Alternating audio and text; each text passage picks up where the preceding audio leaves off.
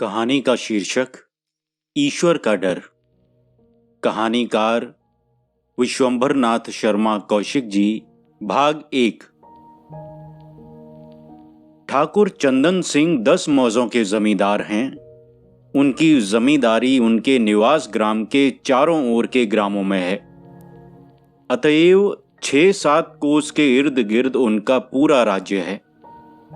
ठाकुर चंदन सिंह वैसे ही जमींदार हैं जिन्होंने सहृदयता तथा मनुष्यता का मूल्य समझने वालों के हृदयों में जमींदारी के प्रति घृणापूर्ण विरोध का भाव उत्पन्न कर दिया है। वह गरीब प्रजा का रक्त चूसना जमींदारी का भूषण समझते हैं। अनुचित वेगार लेना उनका जन्म सिद्ध अधिकार है। साधारण सड़ी सी बात पर दीन दुखियों को पिटवा देना उनके लिए एक जमींदारी शान है। जो ग्राम उनकी जमींदारी में नहीं है, उनकी प्रजा भी उनसे थर-थर कांपती है। क्या मजाल कि ठाकुर चंदन सिंह के प्रतिकूल कोई चूं तक कर सके। दोपहर का समय था। ठाकुर चंदन सिंह अपने पक्के मकान की चौपाल में बैठे हुक्का पी रहे थे। उनके पास उनके 2-4 मुसाहब भी बैठे थे। उसी समय एक कृषक उजली मिर्जई और मोटी सफेद धोती, जो घुटनों के कुछ ही नीचे तक थी, पहने तथा सिर पर एक धुला कपड़ा लपेटे ठाकुर साहब के सामने आया और बोला, जुहार मलिका। ठाकुर साहब ने केवल जरा यों ही सिर हिला दिया। कृषक एक और भूमि पर बैठ गया। ठाकुर साहब कुछ देर उसकी ओर देखते रहे। तत्पश्चात बोले, कौन है रे? कृषक बोला, सरकार, मैं तो आपका अहीर हूं, कालका। ठाकुर साहब बोले, कालका है? अब तो पहचान ही नहीं पड़ता। बहुत दिनों में दिखाई पड़ा। कहां था? कालका ने उत्तर दिया, मालिक शहर चला गया था, साल भर वहीं रहा। ठाकुर साहब ने कहा, शहर में क्या करता रहा? नौकरी करता हूं। काहे में नौकर है? डेयरी फार्म में। क्या सरकारी डेयरी फार्म में? नहीं मालिक, एक महाजनी डेयरी फार्म है। ठाकुर चंदन सिंह हूं करके चुप हो गए। उनके माथे पर बल पड़ गए। थोड़ी देर तक चुपचाप हुक्का पीते रहे, फिर बोले, सुनो कालका, आज तो हम तुम्हें छोड़े देते हैं, पर अब जो कभी हमारे सामने यह ठाट बनाकर आए तो ठीक ना होगा। जैसे हो वैसे ही रहना, ठीक है? कालका कांप उठा। उसे स्वप्न में भी यह आशा न थी कि ठाकुर साहब को उसके इन साधारण कपड़ों में भी ठाठ की झलक दिखलाई पड़ेगी। उसने सोचा, यहां से टल जाना ही अच्छा है। यह सोच वह जुहार करके वहां से चलता बना। उसके चले जाने पर ठाकुर चंदन सिंह बोले, मालूम होता है इसने शहर में रहकर माल पैदा किया है। बाप की तो गोबर ढोते ढोते उम्र बीत गई और साबित लंगोटी तक न जुड़ी। एक मुसाहब, जिसका नाम सुघर सिंह था, बोला, मालिक, इसने रुपया कमाया है। अभी उस रोज एक 70 रुपए की भैंस मोल ली है। तकिए के मेले से एक जोड़ी बैलों को भी लाया है। ठाकुर चंदन सिंह बोले, हां? सुघर सिंह ने कहा, मैं आपसे झूठ थोड़े ही कहता हूं। ठाकुर चंदन सिंह बोले, इतना माल पैदा किया और हमें 2 रुपए नजर तक के न दिए। एक दूसरा मुसाहब बोला, सरकार, यह मोटा हो गया है। नीच जाति के पास जहां 4 पैसे हुए, वहां फिर वह अंगूठों के बल चलने लगता है। कहावत ही है, गगरी दाना सूद उताना। ठाकुर चंदन सिंह हूं करके कुछ सोचते रहे। दूसरे दिन ठाकुर साहब ने उसी गांव के, जिसमें कालका ही रहता था, एक ब्राह्मण को बुलाया और उससे अलग ले जाकर कुछ देर तक बातें करते रहे। बातें कर चुकने पर उससे बोले, अच्छा जाओ, पर देखो महाराज, जैसा कहा है उसमें फर्क न पड़े, नहीं तो चूतर कटवा दूंगा, यह याद रखना। ब्राह्मण देवता हाथ जोड़कर बोले, नहीं मालिक, फर्क कैसे पड़ सकता है। दूसरे दिन प्रातःकाल एक आदमी ठाकुर साहब के पास आया। ठाकुर साहब शौच से निवृत्त होकर बैठे दतून कर रहे थे। वह व्यक्ति ठाकुर साहब से बोला, सुना, नारायणपुर में कल रात को बिंदा महाराज के यहां चोरी हो गई। ठाकुर साहब लापरवाही से बोले, हो ससुर गई होगी, अपने से क्या, देहात में चोरी चकारी हुआ ही करती है। वह व्यक्ति बोला, कुछ हल्ला सा सुना है, ठीक पता नहीं क्या बात है। ठाकुर साहब ने कुछ उत्तर न दिया। 1 घंटे बाद बिंदा महाराज हाय हुए करते हुए आए। दूर से ही बोले, तो हाई है सरकार की, गरीब ब्राह्मण लुट गया, आपके राज में ऐसा कभी नहीं हुआ। यह वही ब्राह्मण देवता थे जिनसे ठाकुर साहब ने एकांत में बातें की थीं। ठाकुर साहब बोले, अरे हुआ क्या? ब्राह्मण देवता आंसू पोंछते हुए बोले, सरकार, लुटिया थाली सब चली गई, मैं तो सरकार मर गया, पेट काट काट कर बाल बच्चों के लिए जो कुछ जोड़ा था सब चला गया। ठाकुर साहब बोले, क्या हुआ, चोरी हो गई क्या? बिंदा ने उत्तर दिया, हां सरकार, सब चला गया, महाराजिन के पास जो 150 रुपए का गहना था वह भी चला गया। ठाकुर साहब बोले, यह तो बड़ी बेजा बात हुई, तुम्हारा किसी पर संदेह है? बिंदा ने कहा, अब बिना देखे किसको कहूं सरकार। हां, ढकना चमार कहता है कि रात के 10 बजे जब वह पेशाब करने उठा था तो उसने कालका अहीर को एक आदमी के साथ कुछ खुसर पुसर करते देखा था। ठाकुर साहब ने पूछा, कौन कालका? बिंदा ने कहा, वही सधुआ का लड़का जो अभी थोड़े दिन हुए आया है, शहर में नौकरी करता है। ठाकुर साहब ने कहा, अरे वह तो बेचारा बड़ा भला आदमी है, वह ऐसा काम नहीं कर सकता। बिंदा ने कहा, सरकार, यही तो मैं भी कहता हूं। ठाकुर साहब बोले, मगर यह भी हम नहीं कह सकते कि यह उसका काम नहीं है, किसी के पेट का क्या पता। अच्छा, ढकना चमार को बुलाओ तो। उसी समय एक गुड़ैत दौड़ाया गया, वह ढकना चमार को बुला लाया। ठाकुर साहब ने पूछा, क्यों रे ढकना, क्या बात है, ठीक ठीक कह।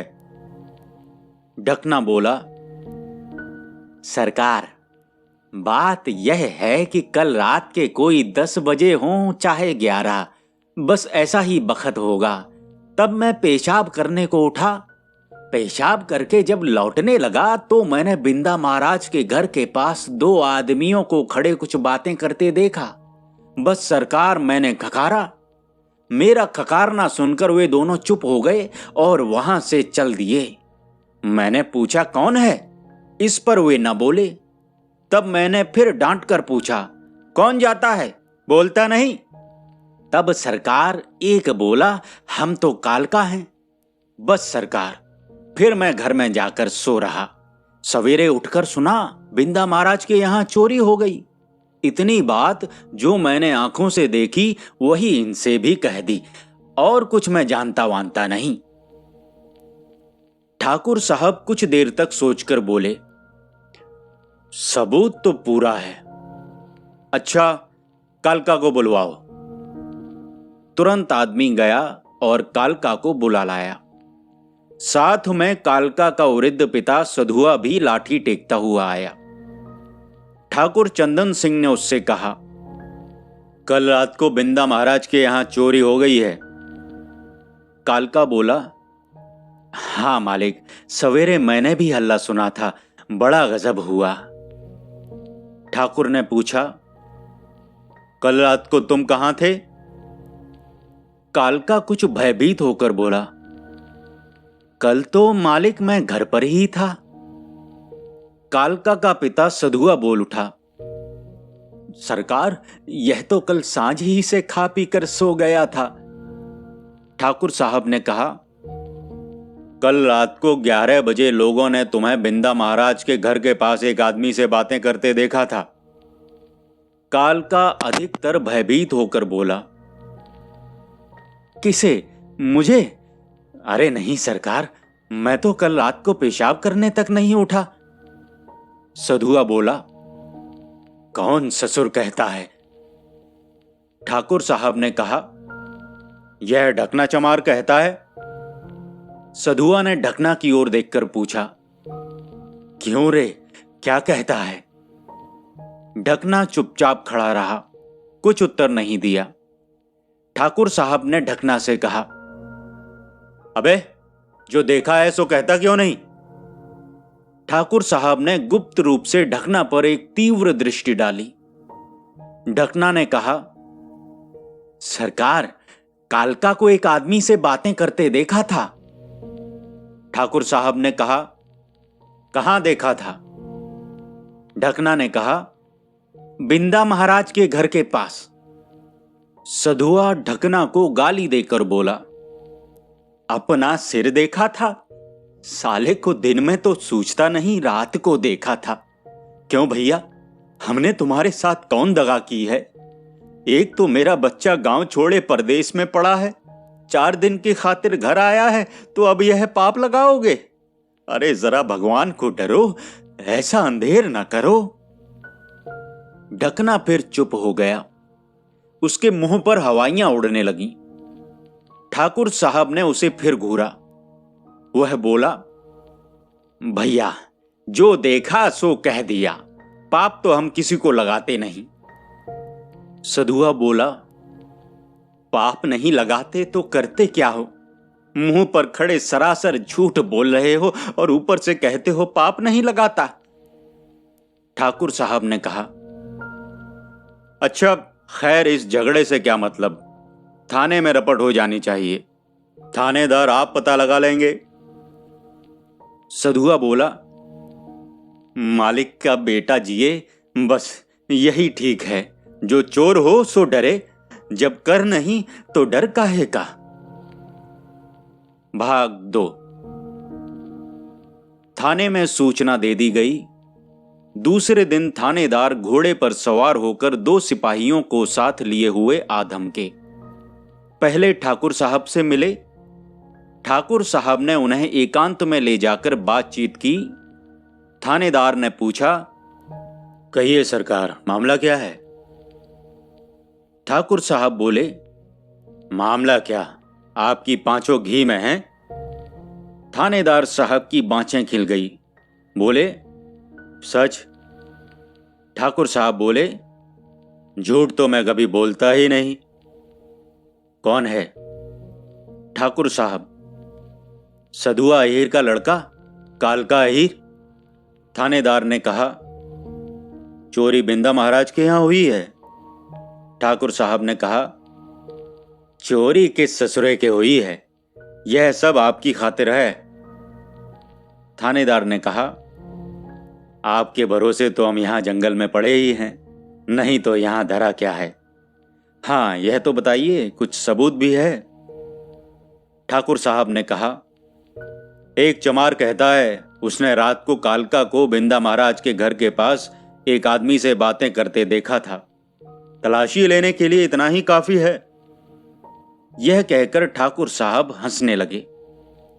थानेदार साहब बोले, फिर क्या है, कहां जाता है? हाँ, यह तो बताइए, कालका के पल्ले भी कुछ है?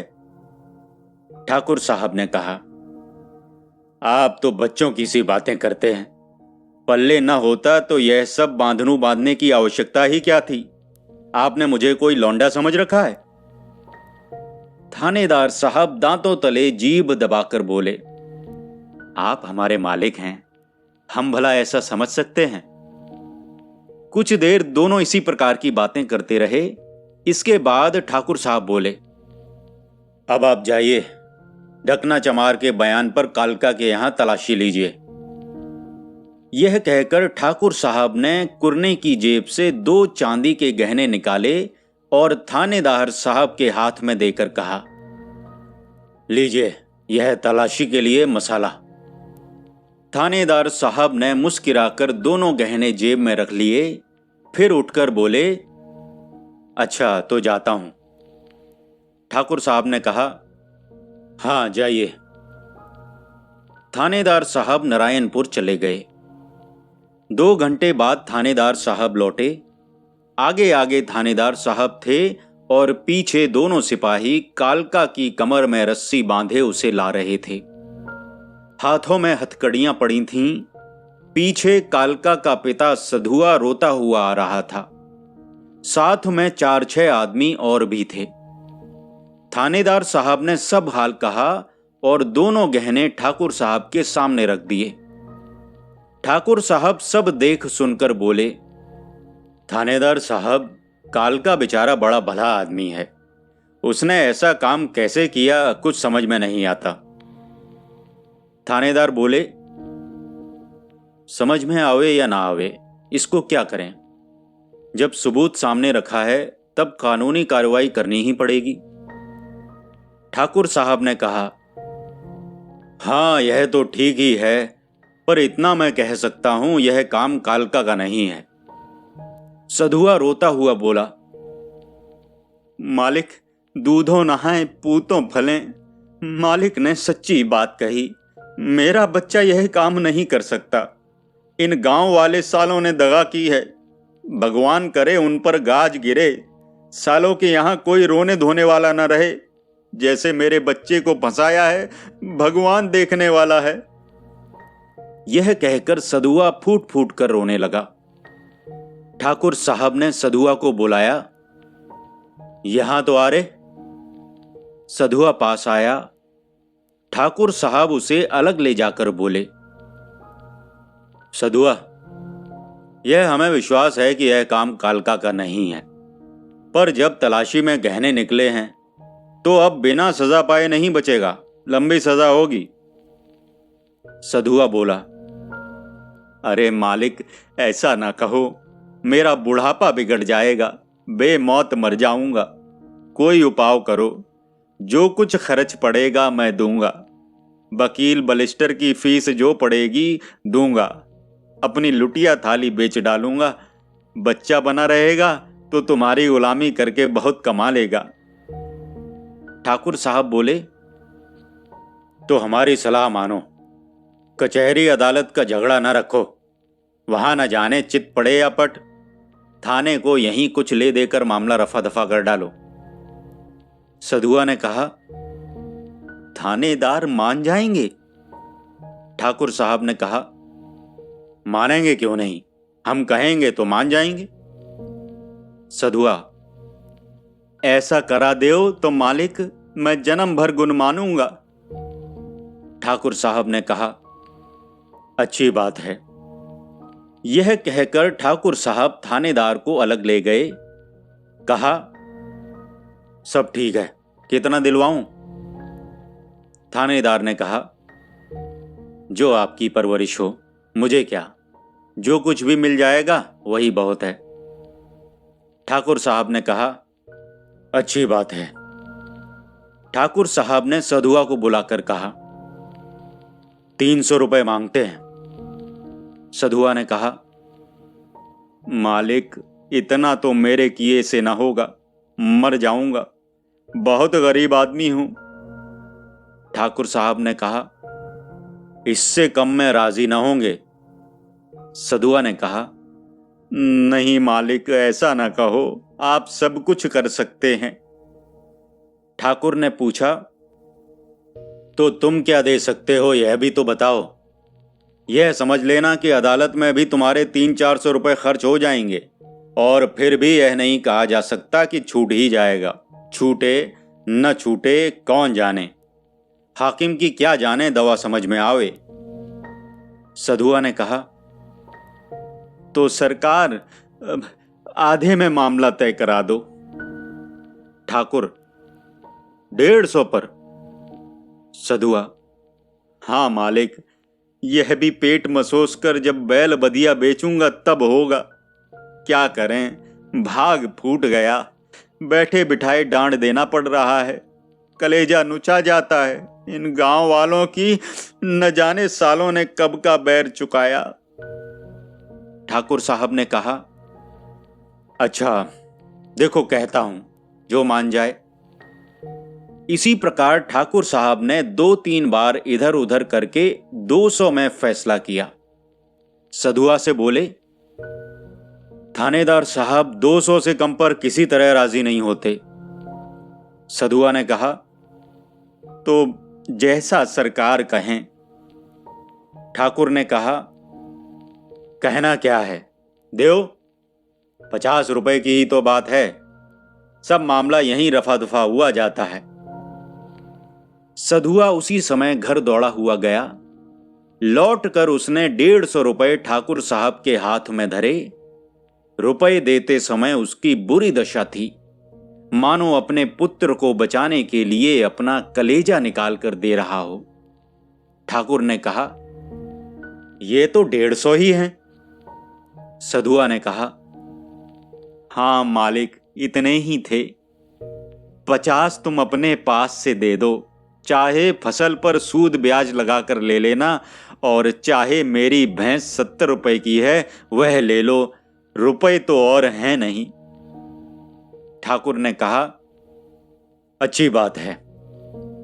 ठाकुर साहब ने थानेदार को अलग ले जाकर 50 रुपए थमाए और बोले, गरीब आदमी है, इससे अधिक नहीं दे सकता। थानेदार साहब ने कौन गेहूं बेचे थे, इतने भी उन्हें ठाकुर साहब की कृपा से पड़े मिले, अतएव उन्होंने धन्यवाद पूर्वक रुपए ले लिए। काल का उसी समय छोड़ दिया गया।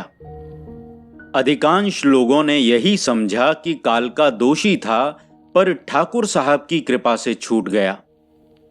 जो समझदार थे और जिन्होंने कुछ समझा, वे भी चुप रहने के सिवा और क्या कर सकते थे। किसकी मजाल थी कि ठाकुर साहब और थानेदार के विरुद्ध कुछ कह सके। भाग 3। रात को सधुआ, कालका तथा गांव के 2-4 अन्य आदमी सधुआ की चौपाल में बैठे बातें कर रहे थे। एक आदमी कह रहा था, भैया, नाक नाक बदता हूं, यह सब चाल ठाकुर साहब की ही है, न कहीं चोरी हुई न चबारी। कालका ने कहा, अब उनका दीन ईमान जाने, हमारी तो लोटा थाली बिक गई। काहे ननकू काका, वेजा कहता हूं। ननकू काका ने कहा, नहीं बबुआ, वेजा क्या है, अरे सब गांव जानता है जैसे ठाकुर साहब हैं, पर क्या किया जाए, जबरदस्त का ठेंगा सिर पर, यही ठाकुर साहब हैं। पर साल हमें बुलाया और बोले, कहो ननकू, अब कुछ रुपए उपए नहीं लेते, मालूम होता है बड़े मालदार हो गए हो। मैंने कहा, मालिक, कर्ज लेने का बूता नहीं है, लेना सहज है पर देना कठिन पड़ जाता है। बोले, इतना कमाते हो, कुछ हमें भी तो दिया करो। मैं कुछ नहीं बोला। दूसरे दिन गांव वालों ने कहा, ठाकुर साहब से कुछ कर्ज ले आओ, नहीं तो किसी इल्लत में फंसा देंगे। तब भैया 25 रुपए उनसे लिए, 51 रुपए का ब्याज देता हूं। कालका ने कहा, तो बिना जरूरत ले लिए। ननकू काका ने कहा, क्या करें बबुआ, 1.5 रुपया महीना उन्हें बैठे बिठाए देते हैं, न दें तो भला कल से बैठने पावें।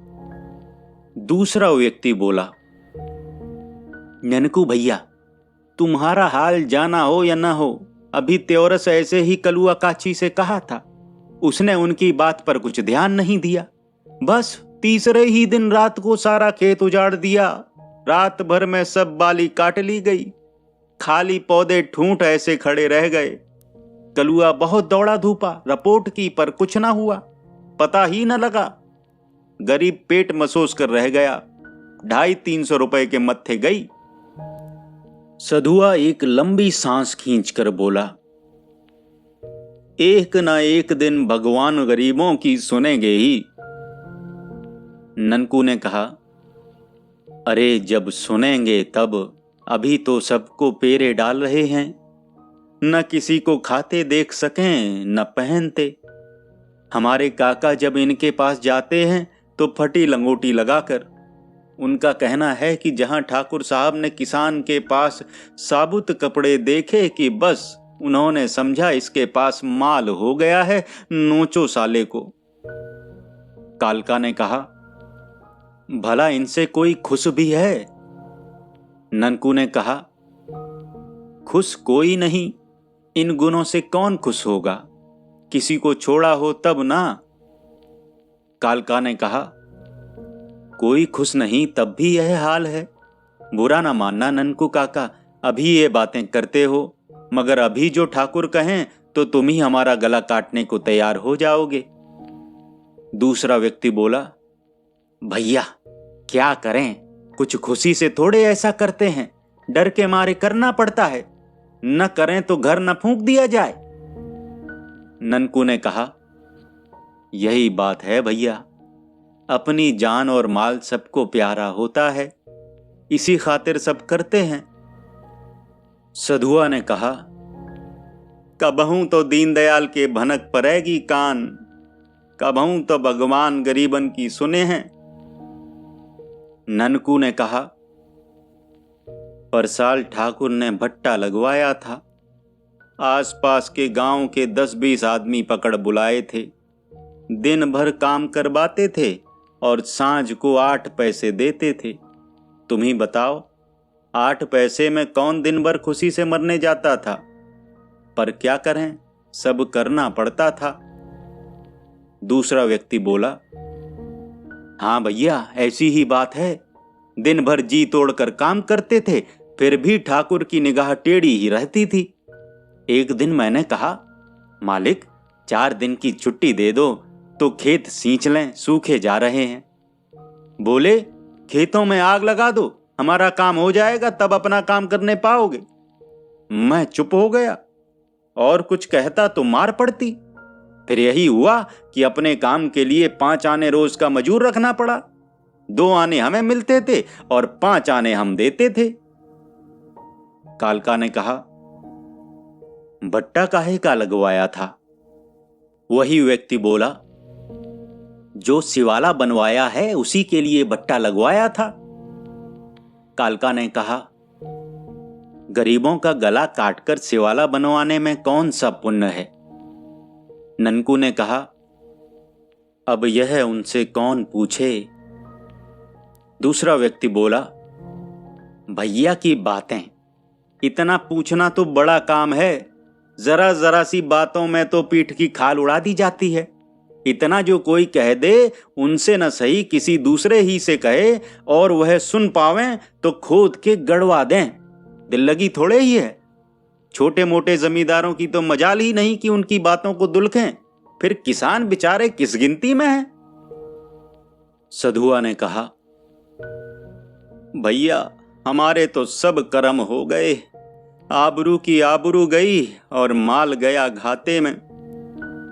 ननकू ने कहा, माल तो हां गया ही, पर आबरू जाने की कोई बात नहीं। गांव भर समझ गया है कि यह ठाकुर साहब की गड़ंत थी।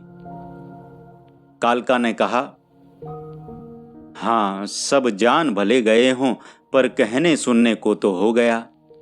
वह जो कहते हैं कि थाली फूटी या न फूटी, झंकार तो हुई। सधुआ ने कहा, जो कुछ पल्ले था वह चला गया, ऊपर से ठाकुर साहब के 50 रुपए के कर्जदार हो गए। भैंस पर ठाकुर का दांत है, सो भैंस तो हम दीवाल हैं नहीं, रुपया और ब्याज दे देंगे। ननकू ने कहा, यही तुम्हारी भूल है, भैंस दे दोगे तो मजे में रहोगे, ठाकुर का कर्ज रखना ठीक नहीं। क्यों भाई रामचरण, झूठ कहता हूं? रामचरण, जिसे हम अभी तक वही व्यक्ति कहते आए हैं, बोला, यह बात तो ननकू भाई की 16 आने ठीक है। जन्म भर देते रहोगे तब भी ससुर ठाकुर से उरे नहीं हो पाओगे। समझे साधु भाई? भैंसे दे डालो, तुम्हारी जिंदगी है तो भैंसें ससुरी 50 हो जाएंगी। कंचना अहीर के बाप ने ठाकुर से 15 रुपए लिए थे। 5 बरस तक बाप देते देते मर गया और 4 बरस से कंचना दे रहा है, फिर भी 5 रुपया बकाया में घुसेड़े बैठे हैं। हर फसल में ब्याज दिया जाता रहा और 2-3 रुपए असल में, फिर भी अभी तक रुपए नहीं पटे। कालका ने कहा, तो किसी हिसाब ही से लेते होंगे। रामचरण ने कहा, हिसाब किताब कुछ नहीं, जो वह ठीक समझे वही हिसाब है। इसके सिवा न कोई हिसाब है न किताब। 13 साल कंचना ने कहा, मालिक मेरे हिसाब से तो रुपए आपके सब अदा हो गए। ठाकुर बोले, अभी 8 रुपए बाकी हैं। कंचना बोला, नहीं मालिक, अब तो 1 पैसा नहीं रहा। बस ठाकुर आग हो गया। बोला, मार तो साले के 50 जूते, साला हमें बेईमान बनाता है। उसी बखत 10-15 जूते बेचारे के पड़ गए। फिर ठाकुर बोले, अब साले तुझे 10 देने पड़ेंगे। 2 रुपया जरिमाना किया। बेचारा झाड़ पोंछ के चला आया, अब वही 10 अदा कर रहा है। कालका ने कहा, फिर ननकू काका, तुमने ठाकुर से 25 रुपए काहे को लिए? ननकू काका ने कहा, तो बबुआ कुछ अदा करने के लिए थोड़े लिए हैं, खाली 1.5 रुपया महीना ब्याज दे देता हूं। असल में 1 पैसा नहीं देता और न कभी दूंगा। जब ठाकुर आप असल में मांगेंगे तो एकदम 25 रुपए फेंक दूंगा। 2-2, 4-4 करके तो इन्हें कभी दे ही नहीं तो जन्म भर नहीं पटेंगे। कुछ न कुछ बाकी लगी ही रहेगी। हमने तो समझ लिया है कि जहां अपने बाल बच्चों के लिए कमाते हैं, वहां 1.5 रुपया महीना देकर ठाकुर का भी मुंह झुलसते रहेंगे। भाग 4। यदि लोगों से पूछा जाए कि संसार में पाप कौन अधिक करता है, तो अधिकांश लोग यही उत्तर देंगे कि निर्धन आदमी। परंतु यदि हमसे पूछा जाए तो हम यही कहेंगे कि धनी आदमी जितना पाप करता है, उसका दशांश भी निर्धन आदमी नहीं करता। यदि औसत निकाला जाए तो बेईमानों, व्यभिचारियों, चोरों, झूठों और बदमाशों की अधिक संख्या धनाढ्यों में ही मिलेगी। धनी आदमी को पाप करने का अवसर जैसे आसानी से मिल जाता है, वैसे निर्धन को नहीं मिलता। पाप करने के लिए जितना साहस धनी के हृदय में होता है, उतना निर्धन के हृदय में नहीं। और जितनी जल्दी निर्धन का पाप प्रकट हो जाता है, उतनी जल्दी बड़े आदमी का नहीं होता। छोटे आदमी पर लोगों को जल्दी संदेह होता है और इसलिए उसका पाप प्रकट हो जाता है। पाप प्रकट हो जाने पर निर्धन के पास अपने को निर्दोष प्रमाणित करने का कोई साधन नहीं रहता। इस कारण वह शीघ्र दंड पा जाता है। इसके प्रतिकूल धनी बड़े आदमी पर संदेह करने का साहस लोगों में बहुत कम होता है, इसलिए उसका पाप प्रकट नहीं होता। यदि प्रकट हो भी गया तो धन के बल से वह प्रायः उसके लिए दंड पाने से बच जाता है। कभी कभी ऐसा भी होता है कि बड़े आदमियों के पाप के लिए छोटे आदमी दंड पाते हैं और बड़े आदमी साफ बच जाते हैं। पूर्वोक्त घटना हुए 1 वर्ष व्यतीत हो गया। शाम का समय था।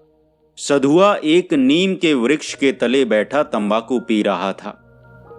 गांव के 2-4 आदमी उसके पास बैठे हुए थे। उसी समय एक आदमी घबराया हुआ आया और सधुआ से बोला, काका बड़ा गजब हो गया। सधुआ बोला, क्या हुआ? वह बोला, शिवदीन मर गया। सधुआ ने चकित होकर पूछा, मर गया? हां। कैसे? सवेरे तो अच्छा भला काम पर गया था, ठाकुर ने मरवा डाला। तू बकता क्या है? बकता नहीं, ठीक कहता हूं। कैसे मरवा डाला? वही व्यक्ति बोला, वह काम कर रहा था, इतने में उसे प्यास लगी, वह पानी पीने गया। पानी पीने के बाद थोड़ी देर बैठा रहा, इतने में ठाकुर उधर आ निकले। उन्होंने डांट कर कहा, क्यों रे, बैठा क्या करता है, काम नहीं करता? शिवदिनवा बोला, मालिक अभी अभी पानी पीने को आया था, अब जाता हूं। ठाकुर बोले, उठ जल्दी। उसने कहा, मालिक अभी जाता हूं, जरा सुस्ता लूं। इतना सुनते ही ठाकुर ने एक लात मारी और कहा, साले सुस्ताने आया है या काम करने? बस इतना सुनना था कि शिवदिनवा बोला, वह बोला क्या, उसके सिर पर मौत खेलती थी, उसी ने बुलवाया। मालिक दिन भर तो काम किया, हम भी आदमी हैं, कोई जानवर नहीं है, ऐसी मजूरी हमें नहीं करनी, कल से हम नहीं आवेंगे, कोई और आदमी ढूंढ लेना। यह कहकर वह उठ खड़ा हुआ। इतना सुनते ही ठाकुर का मुंह लाल हो गया। उन्होंने न आओ देखा न ताओ, तड़ से एक डंडा मार ही तो दिया। डंडा खाकर शिवदिनवा बोला, बस मालिक अब न मारना, नहीं अच्छा न होगा। बस काका। ठाकुर का मुंह अंगारा हो गया। उन्होंने उसी वक्त एक गुड़ैत को बुलवाया और कहा, मारो साले को, खूब मारो। गुड़ैत डंडा लेकर जुट गया। उसे किस बात का डर था? जब ठाकुर सामने खड़ा कह रहे थे तब डर काहे का? उसने 3-4 लाठियां जो मारी तो बस काका शिवदिनवा पसर गया। उसने आंखें फाड़ दी, फिर भी ठाकुर बोले, साला ढोंग करता है, मारे जाओ। गुड़ैत ने 3-4 लाठियां और मारी, बस गरीब शिवदिनवा के प्राण निकल गए। सधुआ ने कहा, फिर क्या हुआ? वही व्यक्ति बोला, हुआ क्या, उसी बखत उधर से लक्ष्मीपुर के जमींदार अपने गांव जा रहे थे। शहर से 2 बजे वाली गाड़ी में आए थे। हल्ला जो हुआ तो वह भी उतर पड़े। उन्होंने जब देखा कि शिवदिनवा मर गया तो उसी बखत थाने में रिपोर्ट करवाई।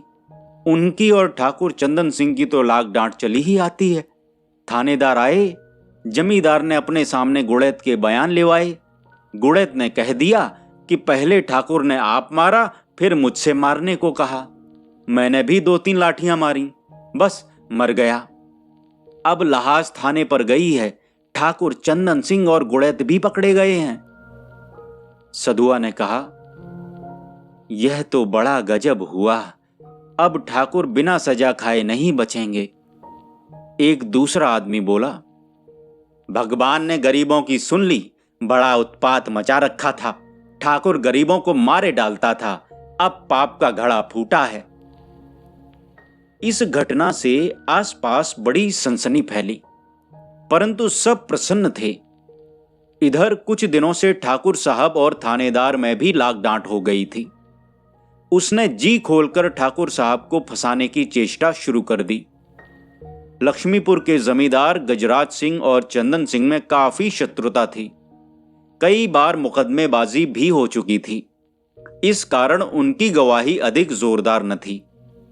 पुलिस ने आसपास के गांवों के किसानों को गवाही में लेना शुरू किया और बहुत से सच्चे झूठे गवाह तैयार कर लिए। ठाकुर साहब से सब जलते ही थे, अतएव जिनके सामने यह घटना हुई थी वे तो तैयार हो ही गए, परंतु जो वहां उपस्थित न थे वे भी झूठी गवाही देने को तैयार हो गए। सधुआ पर भी पुलिस का जोर पड़ा।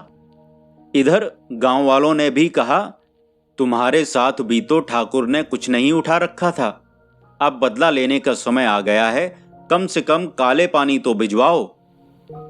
सधुआ ने बहुत कुछ बचना चाहा, बोला, झूठी गवाही तो हम न देंगे, पर उसकी एक न चली। थानेदार ने आंखें नीली पीली करके कहा, सुनता है वे, तुझे गवाही देनी ही पड़ेगी, ची चपड़ करेगा तो तुझे भी 4 साल को भिजवाऊंगा। सधुआ ने विवश होकर स्वीकार कर लिया। ठीक समय पर मुकदमा पेश हुआ। पुलिस ने गवाहों को सिखाया था कि कहना ठाकुर और गुड़ैत दोनों ने मिलकर मारा है। ठाकुर डंडे से पीट रहे थे और गुड़ैत लाठी से। इधर सधुआ ने कालका से कहा था, बबुआ, झूठी गवाही देना बड़ा पाप है, फिर खून के मामले में, पर पुलिस नहीं मानती। कालका ने कहा, चाचा, झूठी सच्ची ना देखो, उसने हमारे साथ कौन सी नेकी की है, गवाही जरूर दो। बात तो ठीक हुई है, फिर पाप पुण्य काहे का? सधुआ ने कहा, ठीक तो है, पर वहां तो कहना पड़ेगा कि हमने अपनी आंखों से देखा है। मैं तो उस वक्त वहां था ही नहीं। कालका ने कहा, इस सोच विचार में न पड़ो, सब ठीक है, ऐसे के साथ ऐसा ही करना चाहिए। सब गवाहों ने वैसा ही कहा जैसा पुलिस ने सिखाया था। जब सधुआ की बारी आई तब उसका सारा शरीर कांप रहा था। जब उससे प्रश्न किया गया तो वह बोला, हजूर, मैं उस वक्त वहां नहीं, अपने गांव में था। मुझे नहीं मालूम किसने मारा। हाँ, मैंने यह जरूर सुना था कि ठाकुर ने शिवदीन को गुड़ैत से पिटवाया था। मैजिस्ट्रेट ने कहा, गुड़ैत से पिटवाया और खुद भी मारा? सधुआ ने कहा, नहीं हजूर, खुद तो खाली 2-1 डंडे मारे थे। उनकी मार से वह नहीं मरा, मरा गुड़ैत की मार से। मैजिस्ट्रेट ने पूछा, तुम वहां मौजूद था? सधुआ ने कहा, नहीं सरकार, मैंने सुना था। मैजिस्ट्रेट ने पूछा, किससे सुना? सधुआ ने कहा, गांव के सब आदमी यही कहते थे। मैजिस्ट्रेट को यह बात जंच गई कि सधुआ सच्ची गवाही दे रहा है। उन्होंने ठाकुर साहब को 3 बरस की सख्त कैद की सजा दी और गुड़ैत को सेशन सुपुर्द कर दिया। जेल जाते समय ठाकुर साहब ने सधुआ को अपने पास बुलाया और रोते हुए कहा, मैंने तुम्हारे साथ जो कुछ किया था उसे भूल कर तुमने मेरे साथ यह नेकी की है, इसे मैं जन्म भर नहीं भूलूंगा। सधुआ, तूने गरीब होते हुए भी यह दिखा दिया कि संसार में सच्चे और ईश्वर से डरने वाले मनुष्यों का अभाव नहीं। भाई, मेरा अपराध क्षमा करना। सधुआ की आंखों से भी अश्रुपात होने लगा। उसने गदगद कंठ से कहा, मालिक, भगवान आपका भला करे। सधुआ लौटकर गांव नहीं गया। वह शहर में अपने पुत्र ही के पास रहने लगा। दूसरे दिन चंदन सिंह के पुत्र सधुआ के पास पहुंचे और उन्होंने उसके सामने 1000 रुपए की थैली रख दी। सधुआ चकित होकर बोला, यह क्या? चंदन सिंह के पुत्र ने कहा, पिताजी ने ये रुपए तुम्हें दिलवाए हैं। सधुआ बोला, बबुआ, क्या ठाकुर यह समझे कि मैंने रुपए के लोभ से सच्ची बात कही? राम राम बबुआ, जो कुछ मैंने किया वह भगवान के डर से। मुझे रुपए पैसे की जरूरत नहीं, इन्हें ले जाओ। चंदन सिंह के पुत्र ने बहुत कुछ कहा, पर सधुआ ने 1 पैसा न लिया। उसकी उस सच्चाई का कारण केवल ईश्वर का डर था। कहानी का नाम ईश्वर का डर। कहानीकार विशंबरनाथ शर्मा कौशिक जी। वाचनकर्ता अमित पांडे।